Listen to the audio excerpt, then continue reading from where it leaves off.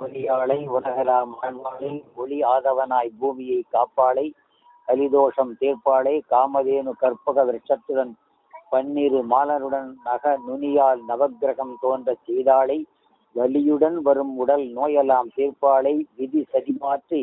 கதி என சரணடைந்தோர்க்கு மதியில் வந்து அருள்வாளி தீயவைகளை பலிகிட்டு பாதம் தன்னை வணங்குவதற்கு பக்கமாய் ஆயுள் முழுதும் துணையிருப்பாளி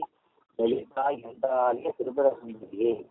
ஒளியாளி உலகெல்லாம் ஆழ்வாளி ஒளி ஆதவனாய் பூமியை காப்பாளை கலிதோஷம் தீர்ப்பாளை காமதேவு கற்பகத்துடன் பன்னீருடன் நகனுனியால் நவக்கிரகம் தோன்ற செய்தாளை வலியுடன் வரும் உடல் நோய்களை நாம் தீர்ப்பாளி சதி மாற்றி சரணடைந்தோருக்கு கரு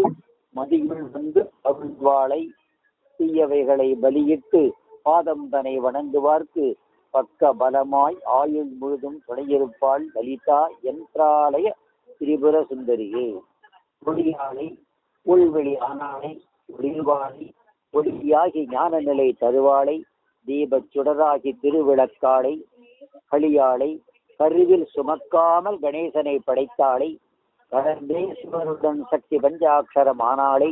வழியாளை வரும் தரும் முருகனுக்கு வேலாயுதம் தந்தாளை பொன் பொருளுடன் ஆயுள் மாங்கல்ய பலம் தருவாளை எளியாளை என் நெஞ்சில் ஒளிந்தாளை எல்லா இடத்திலும் நிறைந்தாலும் சுந்தரியை என்னாலும் மறவாதே என் நெஞ்சே ஒளியாளை உள்வெளி ஆனாளை ஒளிர்வாளை ஒளியாகி நிலை தருவாளை தீபச்சுடராகி திருவிளக்காளை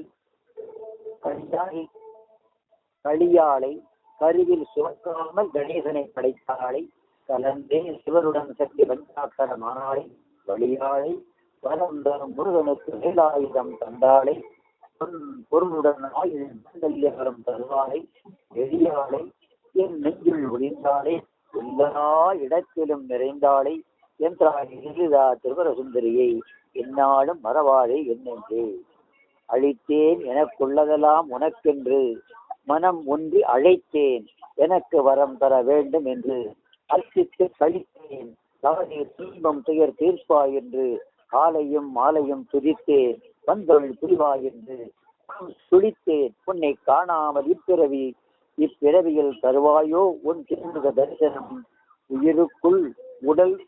உள்ளானதும் முன்னாலென்று எழுந்தேன் நீ என்னை பிரிவிட மாட்டாய் என்று அழைப்புடன் வந்து அருளிலே என் உள் புதுள்ள எழுந்தே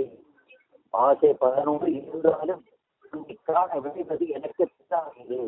ஆசை கொடுத்து பல்லாத ஒரு உருவத்தை வணங்குவோரின் கல்வியில் இன்னும் கவலையில் தான் உள்ளாரே உபசெய்து என் செவ்வியை கேட்கவில்லையோ ஆம் என் பேச்சில் ஓசையது என் செவியை கேட்கவில்லையோ நீ சிவிடோ நிலை என மாற்றமோ சிவனோடு இருக்கும் விதமோ இன்றே என் குரல் கேட்டு உன் பிள்ளை இல்லை ஆயினும் பிள்ளை போலாவது நினைத்து வந்து என் பேராசையை பூர்த்தி செய் என்றாலே சுந்தரியே.